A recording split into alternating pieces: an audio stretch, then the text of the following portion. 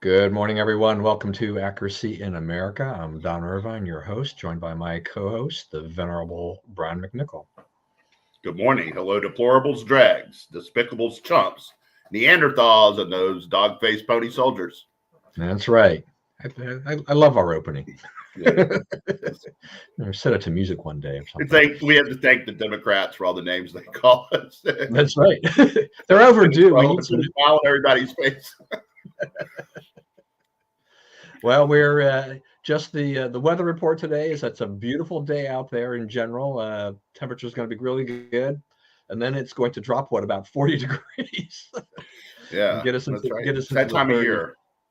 Yeah, it's just it's wild and woolly, and my wife noticed that the daffodils are starting to peak out. So it's one of those things where Mother Nature's playing a little bit tricks again with the plants.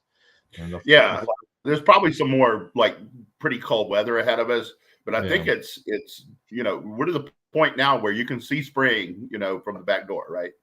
yeah, and I'm dying for it. I mean, it's I just am too.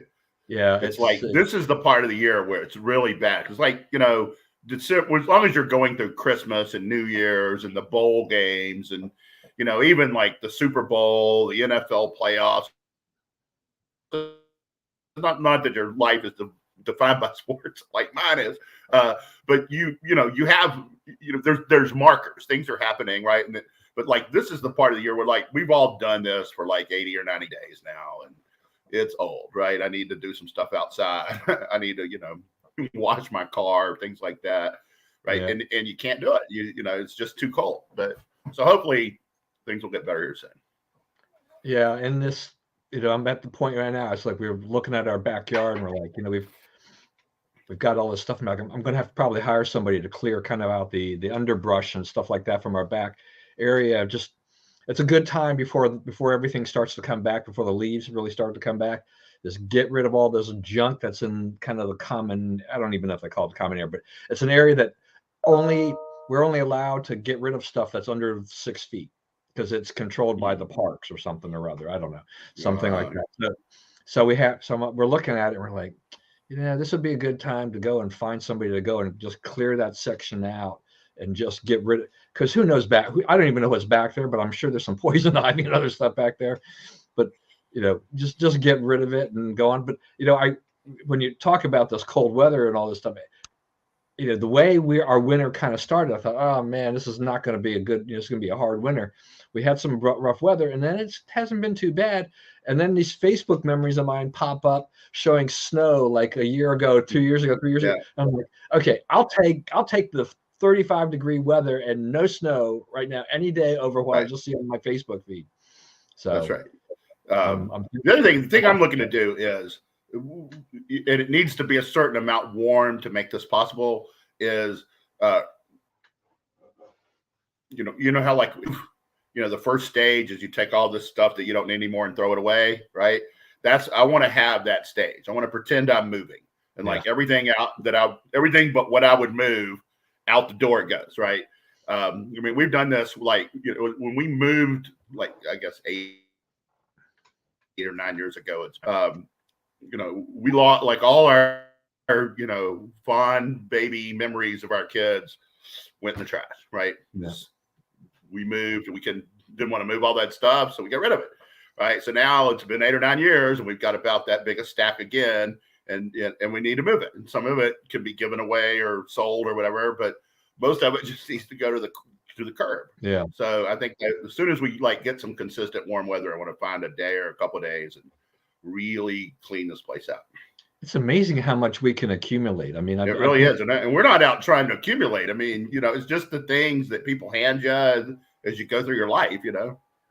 yeah. And then, in my house, it's just that we have some room. So then stuff just starts filling the space. And it's like, Right? I'm actually staring, you've been in this room before down Yeah. here.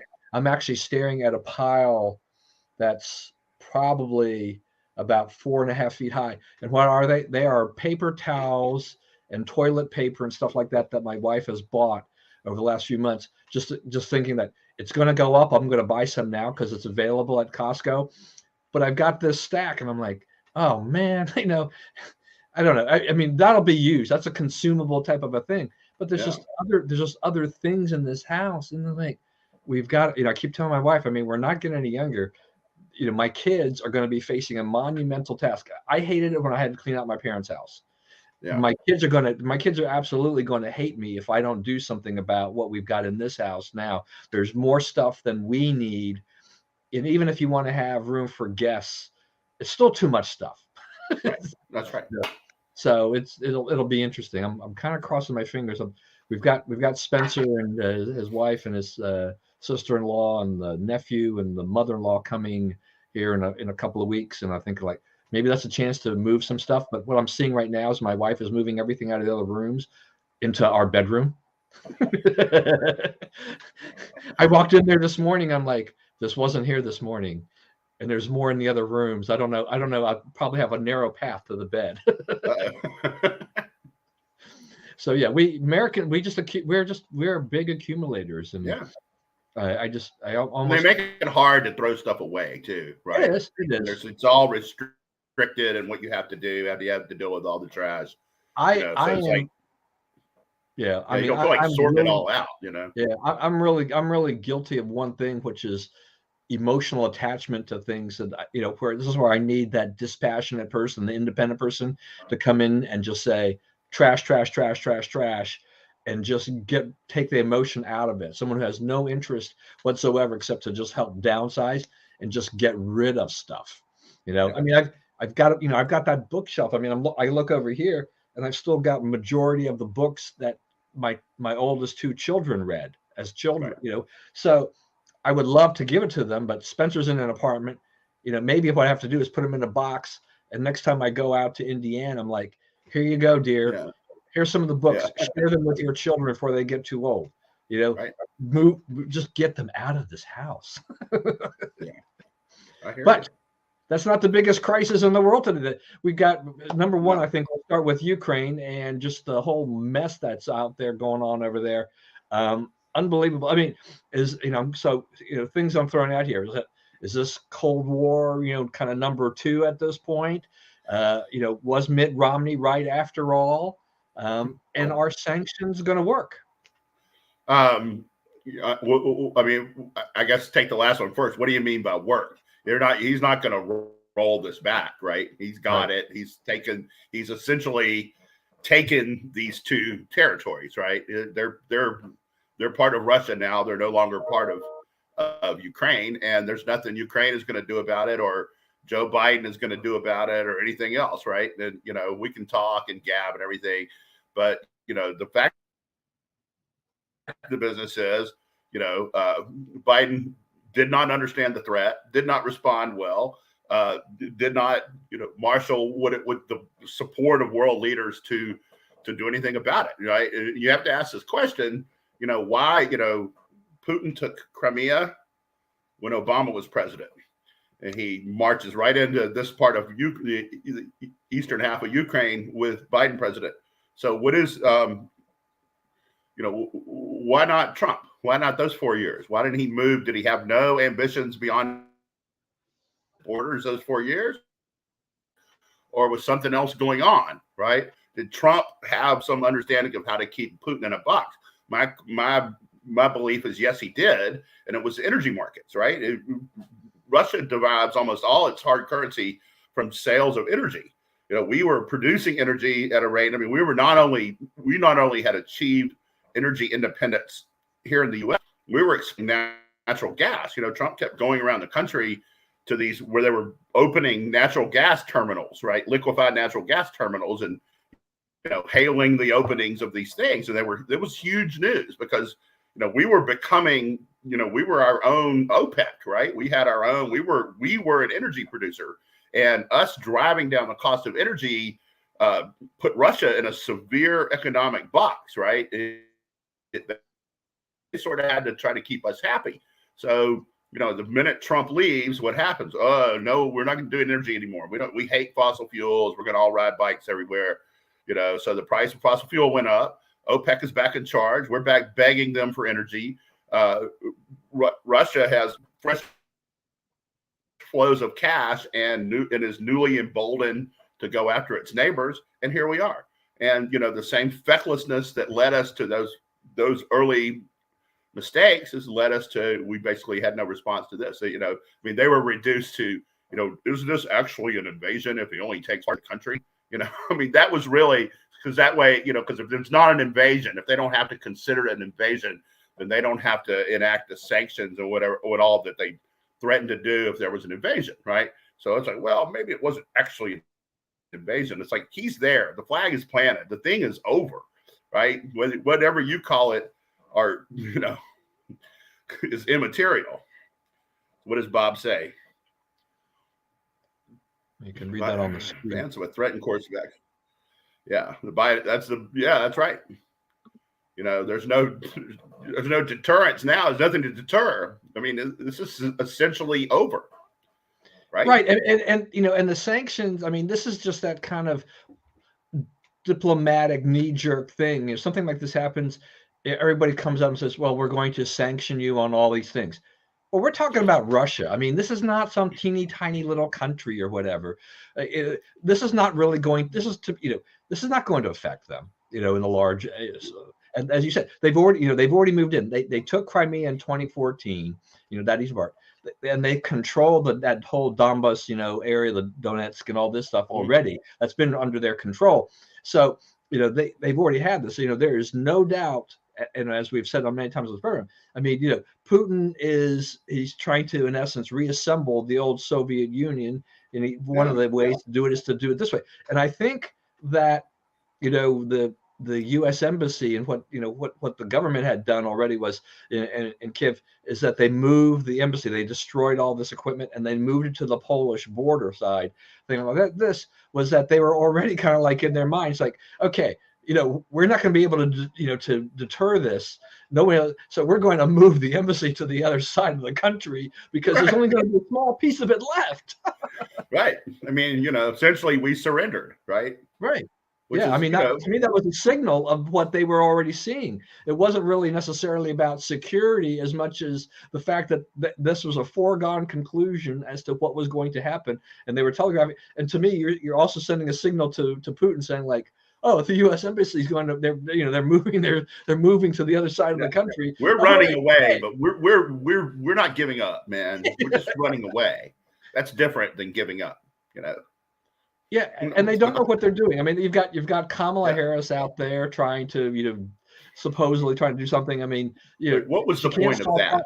What I don't know. I want some answers on that one. What was she empowered to do? Right? What could she have suggested that Biden would have supported? Right? What did he send her there to tell people? Because I just can't imagine what a clown car that had to have been. Can you imagine like serious world leaders looking at her and going, huh? What is she here for? Right? Yeah, I mean, be nice to her, give her a cookie, but we got to go. Yeah, there's nothing that she's done that shows that she has any idea about what the heck to do in this type of situation at all. So right. that no business in that room, right? No. These are people who they know how to operate in those rooms, and she clearly does not. Yeah, you say, okay, well, the U.S. sent over Kamala Harris. Okay, so now what are we supposed to do with her?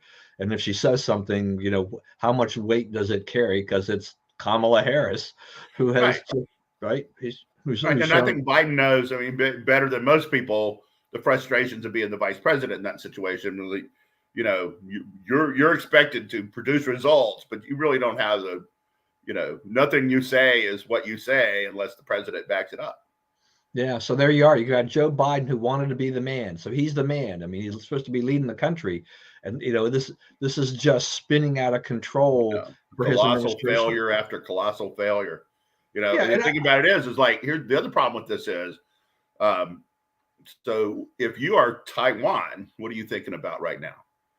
These guys, they didn't lift a finger to help Ukraine. They're not going to lift a finger to help us, right? They're going to say, oh, is that really an invasion?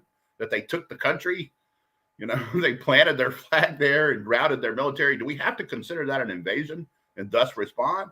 But that's the kind of, that's where they're headed on this, right? The Chinese are purposefully working toward this goal, and we're not doing anything to prevent it. And that's your semiconductors, right? Yeah. I mean, and actually, as you talk about that, I mean, that's this whole situation in Ukraine does open up that huge hole there for China to go ahead on Taiwan. If Biden, they're focused on Ukraine, sanctions, trying to find a diplomatic solution, whatever, send some troops over. They're doing all these things. So what happens if China decides to go ahead and start, doing something, in Taiwan while the administration is dealing with Ukraine? It's just going to be a complete disaster. I mean, Taiwan is totally unprotected. Right, and they need to consider themselves totally unprotected. And really, aside from us, they don't have a whole lot of friends in the world. So, if I was them, I would be right. Bob is exactly right. The low energy basically mentioned basically it's also weakened our country. Yeah. What was the last line he said? Biden took that card out of the American deck. That simple. Right. First day of office, to appease Greta Thunberg's fans, who are in fact not very appeased. Right. Yeah. Nothing like kind of subsuming your energy policy to a teenage girl. Right. In Europe. Right. Your economic policy too, because I mean, the energy was the domino, right? Energy prices went up, food prices went up, into the price of everything we buy. So if you let energy prices go up, which they did, I mean, they actively encourage them to go up, then, this is what you get, and you deserve the consequences of it.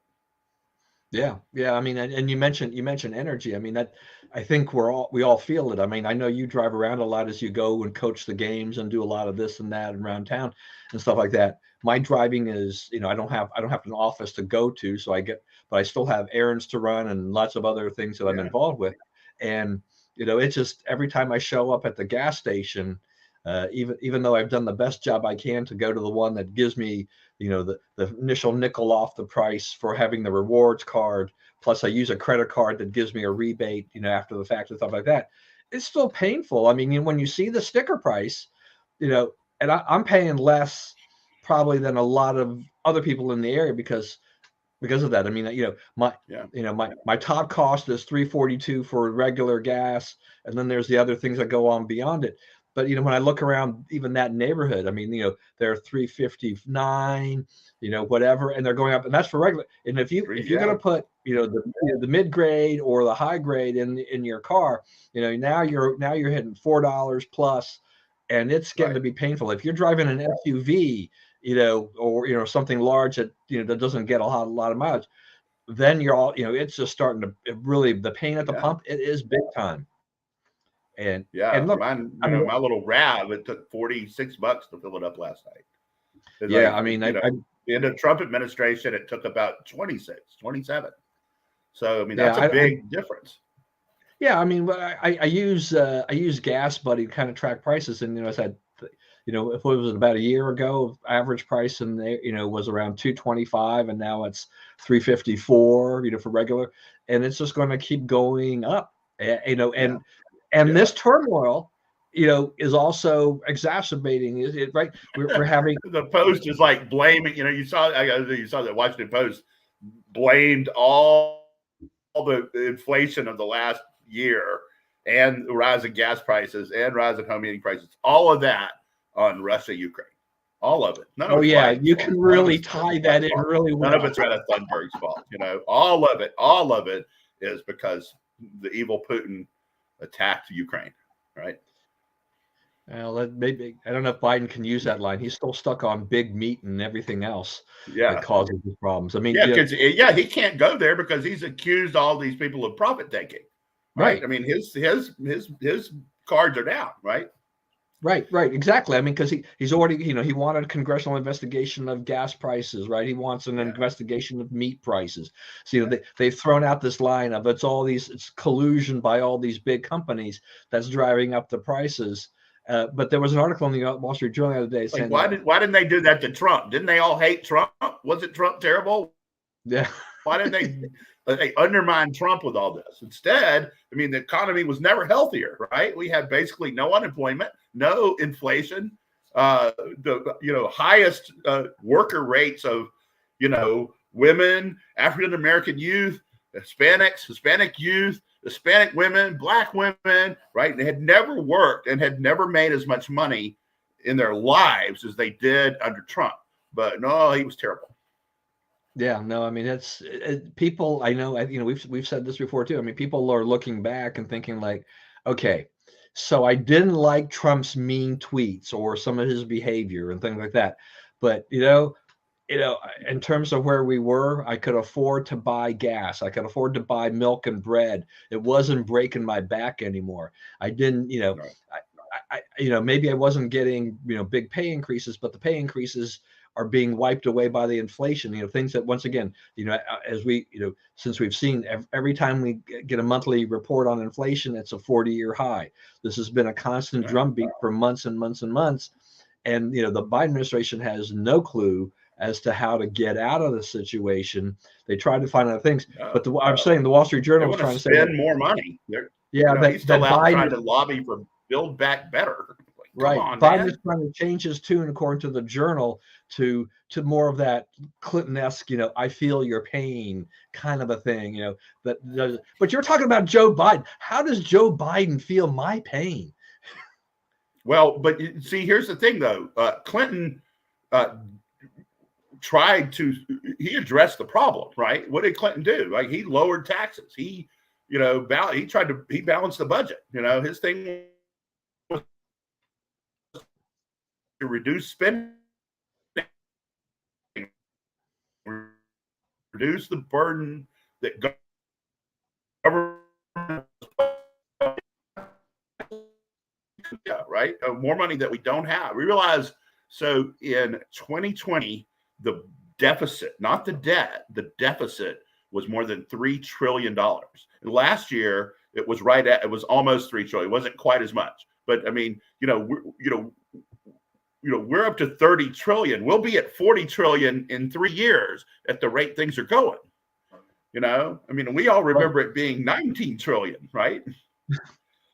Right. I mean, and I will say, I mean, but I mean, the Democrats, I mean, this part of this too, in my mind, is just that, there was a lot of spending for COVID relief, a lot of money put back in taxpayers' pockets. Didn't really do a lot of good, but right. And so that's part of the reason we get to that. But it's like for the Democrats, I almost felt like it was an excuse for them to say, we can keep doing this, I mean, I have, a lot of criticism. I have criticized Republicans during the Trump years for just not really caring about, the national debt. And they really didn't, and they spent too. But, once the Democrats get in office, I mean, we say a ramp up, the excuse really being COVID. And, they're still doing, you mentioned Build Back Better. I mean, they keep trying to Build Back Better, but we don't need Build Back Better. I mean, it's like, we don't need, we need some fiscal responsibility, and we're not getting it. And they keep thinking this is going to solve the situation. It's like, no, these are inflationary measures. You're already dealing with inflation. You want to add to inflationary pressure by passing your bills? No, thank you. Most Americans should walk away from this. That's right. So, I will say this. So when Trump was president, the only thing, especially after the border wall thing went down and Trump found the money to build the border wall, despite Congress refusing to give it to him, right? Trump, because he's in charge of securing the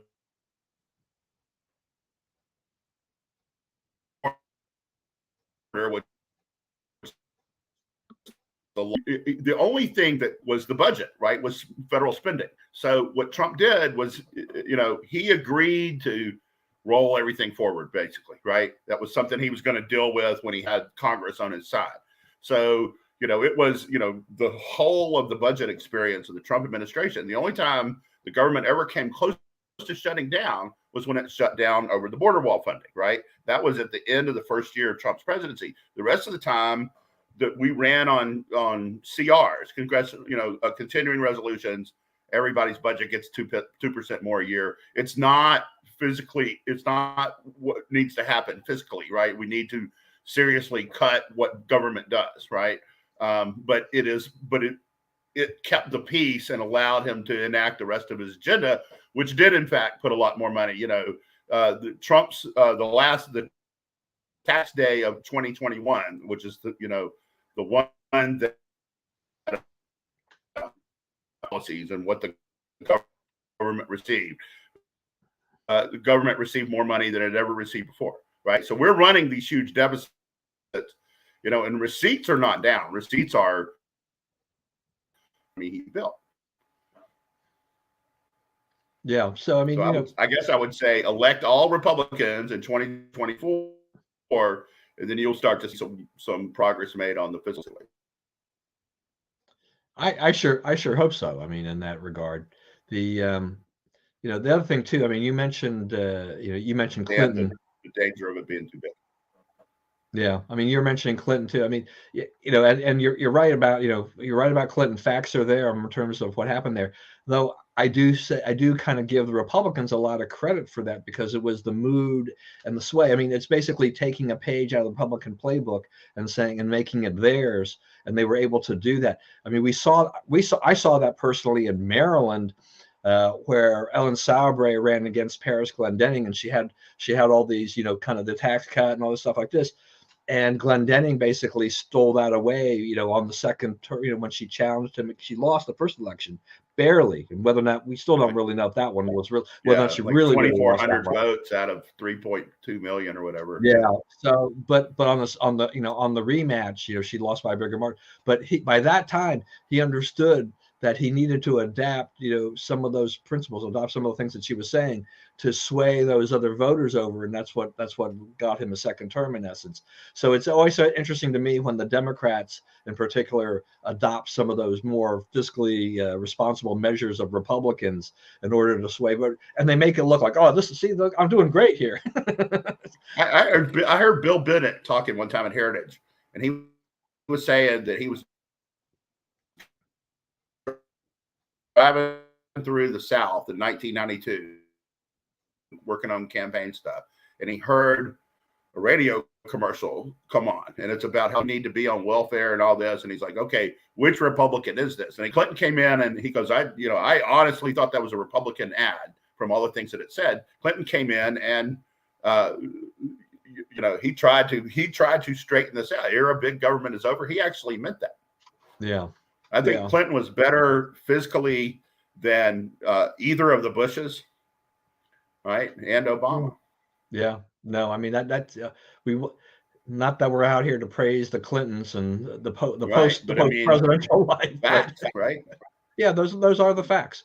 All right, let's switch. Well, I mean, the other thing, just really briefly too, on this was just how we're also seeing, as a result of this Ukraine thing, how Mitt Romney's remarks from several years ago are kind of coming back to haunt the Democrats. This has been kind of fun, in that where he brought that out, and both Obama and Biden had made fun of Romney for his comments about being this big geopolitical foe, but it's coming to fruition. It's coming true. And I don't think you or I really ever doubted that that Russia was always going to be a threat. I mean, people. Part of this thing too is that when the Berlin Wall fell, a lot of people said, "Oh, hey, great, communism is dead." But communism was not dead. I mean, it took a big blow, but communism still survived, right? It was still lived.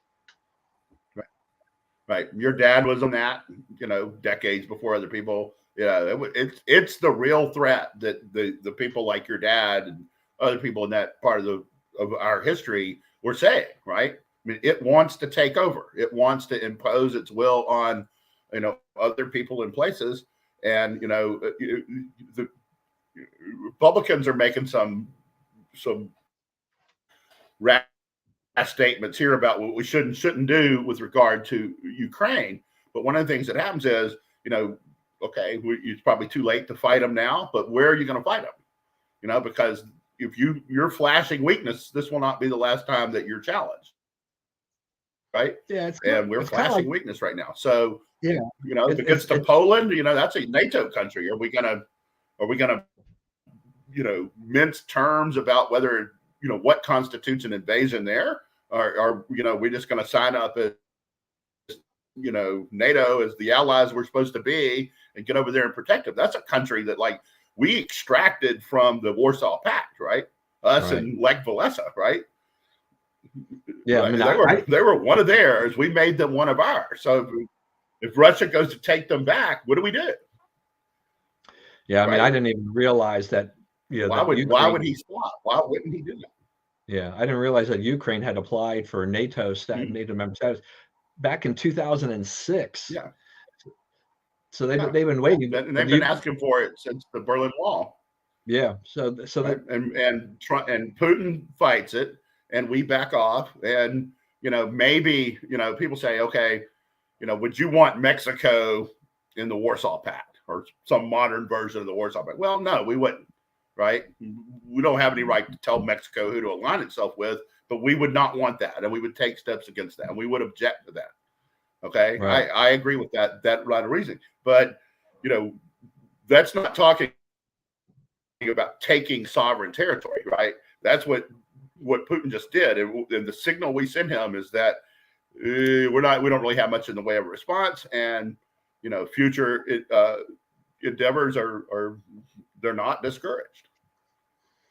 Yeah, so Bob's comments here. I mean, I saw this. I mean, I do agree with this. Is that's also a failing of Republicans a lot of times, is that they don't push back hard enough when even when they're in the right. I mean, they have the ability to do so, but they don't actually go forward with it.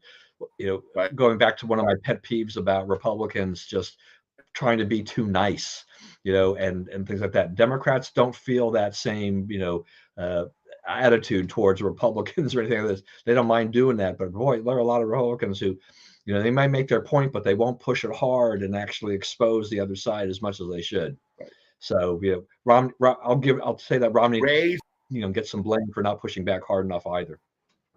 Right. But Democrats, interestingly, raised that same objection about their people. They say we're too nice. We let them bully us. They did. I mean, so it's interesting that like both sides see themselves that way, as backing down and taking abuse they shouldn't take. But yeah, Romney was right, and he let Obama off the hook. He let that remark go. He should have said, "Hey, this is a guy telling you he doesn't really understand the world, right? That like Russia always had the money, and the influence, and the will."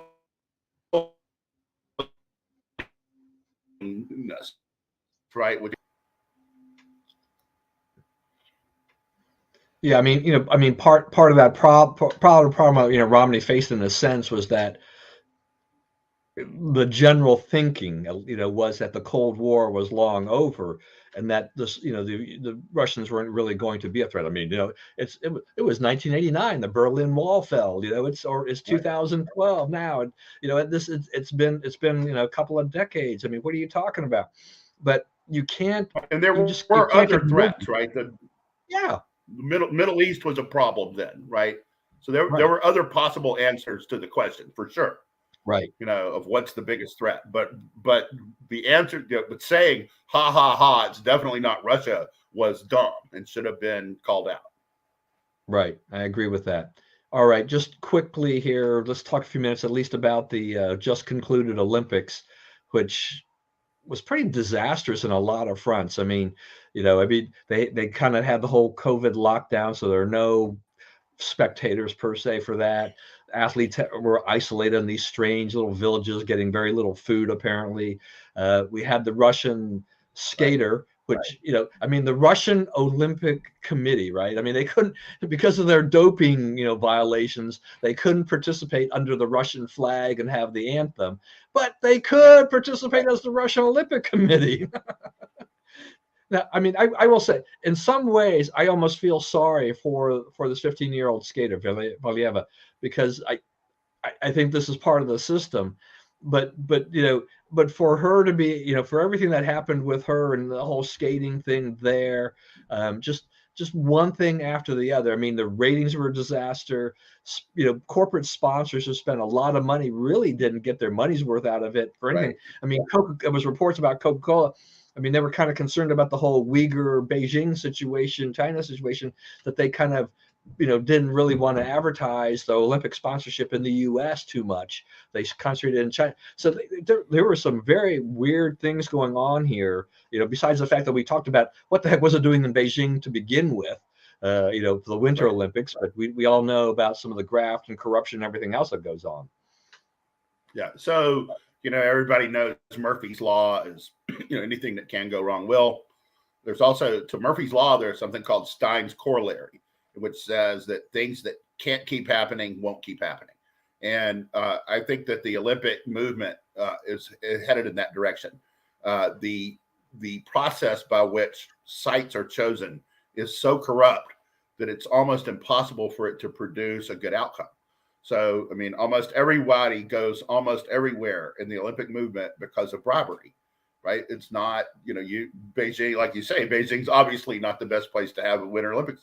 It doesn't snow there, right? All the snow had to be artificially made. I guess at some point, they got an inch or two of snow up in the mountains, an inch or two, right? So it's not the snow country, right? They basically said, we'll create, the world that you want, for 2 weeks or 3 weeks, whatever it was. So you can have these Olympics. Bribed so many people. So, you end up with a games in a country that's a international pariah. Its latest abuse comes to the world's completely artificially made courses in snow and everybody knowing that. Did you see the food? Did you see any pictures of the food that they were served? Yeah. Every single meal was the same thing, right? Yeah. Breakfast, lunch, dinner was the exact same ingredients. And it was like 3 pickles and a shrimp. And I mean, it was just like, it didn't make sense. I mean, I'm an American, I bring some cultures to judging what makes sense in a meal, right? But this didn't seem to make sense as a meal. It's not like, meat and potatoes makes sense, right? Salad and soup and salad makes sense, right? This didn't make sense. This didn't add up at all. And it was gross and it was small. And if you ate the whole thing, heartily gulped it all down every meal, you probably, weren't much more than about 1,200 calories for the day, which these are athletes that are burning top levels of energy to compete, right? They need actually nutritious food. So the host country feeds everybody, right? That's the part of what you do when you agree to be the host. Maybe that's got to change. I mean, I think U.S. Olympic Committee needs to say from now on, we'll take care of feeding our people wherever they go, because I mean, you wouldn't get hurt. I do kind of wonder. I mean, I guess I didn't look at the reports closely enough to determine, were we sure that all the athletes were getting it, or just all the athletes except for the Chinese athletes were getting it? Right. That's a good question. Right. Yeah, go ahead and feed your athletes the way they need to be fed. Give them the carbs and everything they need to compete. And then you don't give enough. You don't give them enough nutrition for the other ones. You get yet another. I wouldn't put it past the Chinese. It's just whatever it takes, right? Yeah, it's unbelievable in terms of how this is all turned out. Yeah, I mean NBC. I don't know if I haven't looked to see. I assume NBC took it really on the chin. I know the ratings were down, everything like this, but I don't know what the final. There were less than half of the last Olympics, which was less than half of the Olympics before. So now you're talking about a quarter of the audience of the lowest in history, right, for Olympic for them. So I also pointed out, I guess there was Summer Olympics last summer, right? And then there was Winter Olympics fairly recently too. So there's kind of some Olympic burnout going on too. This is kind of like COVID threw the schedule off, but I think there's some kind of burnout too. They're just like, this has gone on, and there's just too much. So, I mean, there was a lot of wasted TV. There was a lot of TV that didn't get watched. I wonder, at what point do these networks say, yeah, this is not the, winning investment that we always thought it was. Right. I mean that's what drives a lot of. I mean, there's big money in the TV rights, and Yeah. they've gone up Especially the astronomically. American TV rights, Yeah, right? they've gone up. Everybody's trying to show it, but the American, that pays for the whole thing. That's why all this Chinese stuff, right, all over China. When you looked at watched those events, right, the writing on the walls and the floors and everything was all in English, right? Because it's a TV show for Americans to watch. That's really what it is. Right. I mean, I think I just wonder, because to some of your points, with all the controversy, with all the stuff, I mean, what is the future of the Olympics going forward? I mean, I think, does NBC have the broadcast rights for another several Olympics, like the 2030 or something like that, or whatever it is? I think they bid this out in long-term contracts. But this could wind up being an albatross for NBC to have around here. If the viewer interest continues to decline, I do think there are a lot of people who, after all this too, that are kind of disgusted with this, especially since they can't seem to get away from the doping scandal and the way that Russia was allowed to compete despite all the problems, all the things that they had done illegally. It kind of breaks my heart in a way, because I as a young child, I mean, I think I always held the Olympics up as just the world's best athletes performing, and you get to see everybody on the world stage. And never crossed my mind about doping. We had the Soviet Union and East Germany. Sometimes you're like, exactly how did they do so well in some of these things? The steroids and stuff that girl's like that. Voice is deeper than mine. Yeah, right, exactly. But by and large, I mean, it was okay. I mean, I kind of live with that. But I think the bubble, I mean, there's just been burst on this. Somebody popped this bubble here on this, and so it's kind of disappointing. I mean, the Olympics, the sheen is kind of off the Olympics, and I think their future is going to be questionable, going forward in terms of exactly how they're going to operate. So they need to clean up the IOC. I mean, that's one thing. They need to clean up the IOC, and the world needs to perceive that it was cleaned up, right? I think that these things start getting handed out to the best city as opposed to the most politically connected city. I think that will make a big difference. That's the main decision we look to the IOC to make, that and which sports are involved. Right. Which, they kind of have a formula for that, and not people, it's kind of not going to change. But, you now have to think about, this needs to be resold to the American public, right? This needs to be represented to them in a way that they will again embrace it, because right now, and it's not, I saw a lot of traffic on the internet, not a lot, but some people, I refuse to watch 1 second of these commies, this and that and the other, but most people, it wasn't that, it was just indifference. It just didn't care, right? I didn't hear anybody talking about, did you see such and such game last night or event, or, there was no buzz about it at all, Yeah, I mean, and the U.S. is, this is not, the Summer Olympics are better for them than the Winter Olympics. We struggle a lot in some of the winter sports, and for various reasons, and there aren't a lot of big name stars. I mean, our hockey team, the NHL, didn't send the players, so we didn't have the best of the best for our guys, and they didn't do badly, but they didn't get to where some people thought they should be. But for me, because I cut my cord last summer, I only watch what I pay for, which means basically, what do I have? I've got Amazon, Netflix, Disney Plus and Hulu, that type of thing and stuff like that. I have ESPN Plus, but I don't have access to these games. So I'm like, I can live without it. I got better things to do in my life. The politics of it, not crazy about it, but it was driven just by the fact that I wasn't going to subscribe to Peacock just to watch the games. It just wasn't worth it for me. There was no incentive. Yeah, I don't care. I mean, look, our women's hockey team is a great hockey team, but Canada's got their number. So it's hard for the American women to win the hockey game, the gold medal, because the Canadians are just amazingly good. So what are you going to do? All right. So as we round the corner here, the other thing I want to talk about briefly too is just, so we've got all this stuff going on, and we've got next Tuesday, we've got the State of the Union speech. I mean, what's that going to look like for Biden? I mean, I understand that the Congress will be able to delay go it any longer. State of the Union in September, right? Yeah, they couldn't put it off any longer.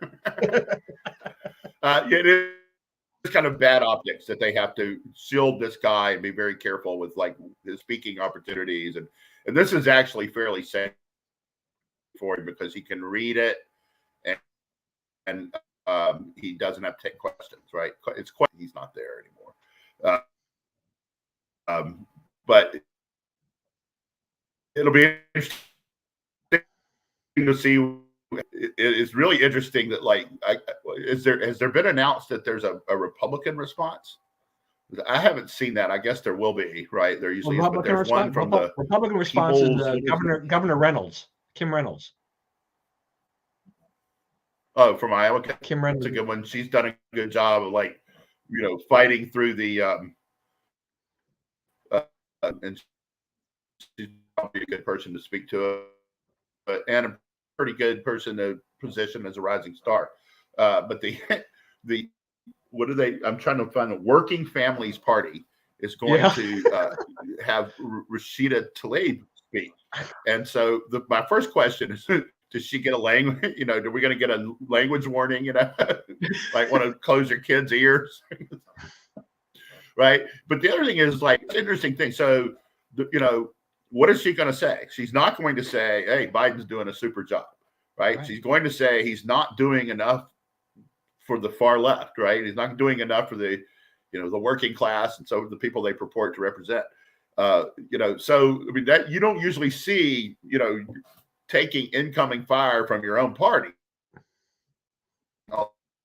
into the union night, right? Usually the people in your party can shut up for one night and let you have the stage, but this is right on after it, and a pretty outspoken, blunt spokesperson, right, for them, right? She doesn't mince words, and she's not afraid to use a few swear words or whatever. It's going to be a pretty devastating thing, right? She's got a case to be made that they made the deal with them. If you'll pass the infrastructure bill, we'll make sure the other one gets through, right? And you can blame it on Joe Manchin or whatever you want, but they didn't keep their end of the bargain, right? The second bill did not pass, and it's not going to pass. So it definitely won't have passed by then. So she's going to say all the stuff that y'all sent us here to do, Joe Biden has not delivered on, and you need to get on him to deliver on. So I think that'll be interesting. Like you say, I think we're up to 30 Democrats have said they're not going to run again. A lot of them are in pretty safe districts, so it doesn't really matter. The redistricting that's going on around the country, judges are helping Democrats in some pretty significant ways. It's about a 4-seat difference in New York State, according, depending on which map is chosen, right? About 4 seats could go from Republicans to Democrats because of the way they want to draw the maps, and the judges are leaning their way. So there's 3 or 4 other states where it's 2, 3, 4 seats are swinging. So it's something that battle is not over yet, and winning elections is supposed to have consequences, right? And one of the consequences is if you win the elections around the change of the decade, you're in charge of making the maps, and the Democrats have managed to blunt that power, right? I think that people talk about these nonpartisan commissions and whatnot. That's not the way to go. It's like the party in power should be the one deciding that, even when it's not my party, right? I mean, Maryland, they're pretty openly, they're pretty open about that they gerrymander the state for the benefit of Democrats, right? So, if you want to control what's going on in Maryland, you need to, as a Republican, you need to win an election. Yeah, no, I mean that's the bottom line and everything like that. But yeah, the Democrats have been able to leverage the courts to blunt the redistricting advantage that the Republicans had, and I mean and so they are they're the ones who have complained about gerrymandering a lot, and it's been it's really been a lot of Democrats that were for these bipartisan commissions, right? And you had Eric Holder with his organization, right, and all this stuff, supposedly wanting fair maps and fair boundaries and things like this. But when it's not to their liking, they go and they find the judges, the courts, to try to go ahead and say, no, well, this one is actually better because it's really gerrymandered, but we're not going to tell you it's gerrymandered, but we've got to be able to wipe out these seats because we're going to get killed elsewhere. Right. 30 is not quite enough, by the way. So it needs to be, if it gets to 35,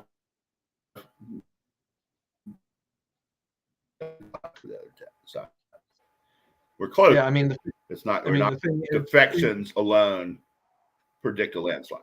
Right, and I mean, because this redistricting has, because the redistricting has kind of dragged out because of late census and all these other kinds of things have been going on in court challenges. We don't really know what all the final maps are going to be, and yet there still could be some Democrats that will retire once they see the map if it becomes unfavorable to them, and so that 30 number could go to 35 or 40. Who knows? It can't go a whole lot higher because of the time. We're starting to run out of time to say whether you're in. Exactly. All right, we're down to the last couple minutes of the last word. Uh-oh. Just when I needed him for the last word. Brian, come back to me. All right, folks. I'm going to wait for Brian to return and everything. There we go. All right, bring him back. Oops. All right. Put it in. So there we go. I lost you there for a second.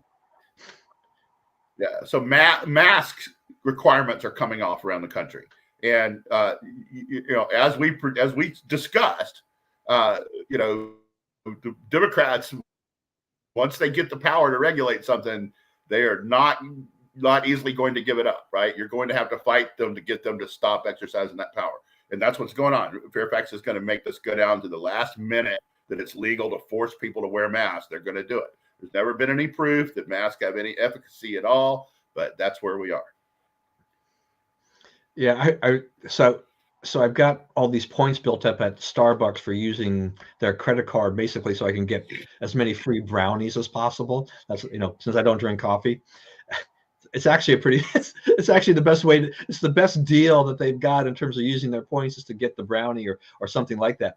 But I noticed when I walked in today in Montgomery County, they still have their mask sign up. It's like you need to wear masks inside this, according per local, jurisdiction, whatever guidelines. And I said, okay, somebody forgot to take this sign out of the window because Montgomery County, as of midnight on Monday, that mask mandate was gone. And stuff like that. I mean, I walked in there without a mask. Nobody's going to say anything, but I don't know. It's one of those things in the school systems around both in Virginia and, Montgomery County, they're going to wrestle with it now in terms of, the State Board of Education lifted the mask mandate in the state of Maryland. So now it's up to the local jurisdictions for which, will be a little bit of a dogfight at least in Montgomery County. It looks like Virginia, most of them have started to say as of whatever date, March 1 or whatever, a lot of them that had seemingly resisted before are going to go ahead and say, it's not going to be required. Nothing wrong with a kid wearing a mask in school if that's what their parents want or they want, but they shouldn't be forced to do so.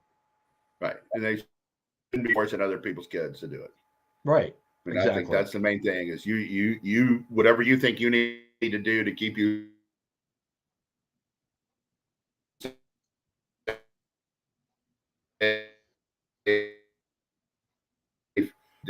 that's a problem. But say, all right, everyone. I think that I do thank the overbearing government officials for reacquainting Americans with the need for the First and Second Amendments over the last 2 years. Yeah, I guess I'll say one more thing along that line too. Is we're thinking about because so when I went to the gym on Monday, they were taking down the mask sign for which the guy had said that the manager had called him the night before and said take it down. So they were ahead of the curve. I mean, they were taking down in the morning. It wasn't effective until midnight Monday night, right? but which was fine with me. But I'm kind of doing some casual observation. Most people show up, then they don't wear their masks when they're in their gym now as a result of that. But it seems, that more people are coming to the gym in that first couple hours, when they first open than they were before. And I kind of, I can't say it's definitely because of the mask mandate being lifted, but I begin to wonder if other people say, okay, now I don't have to wear a mask, I will return to the gym. I'm going to be kind of watching that to see if I see that as I go along, to see if that, if it increases or not. But it seems that there are more people now than there were, in the last several months, which is good. I mean, that's fine. It's good. It's good for the gym. It's good for everybody. All right, we are at the end of the show. Thanks everyone for joining us again. As always, stay safe, stay well, and remember, we live in the greatest country in the world. Do not let anyone tell you otherwise. God bless America, and then we will see you again next week. Thanks, Bob, for joining us as always.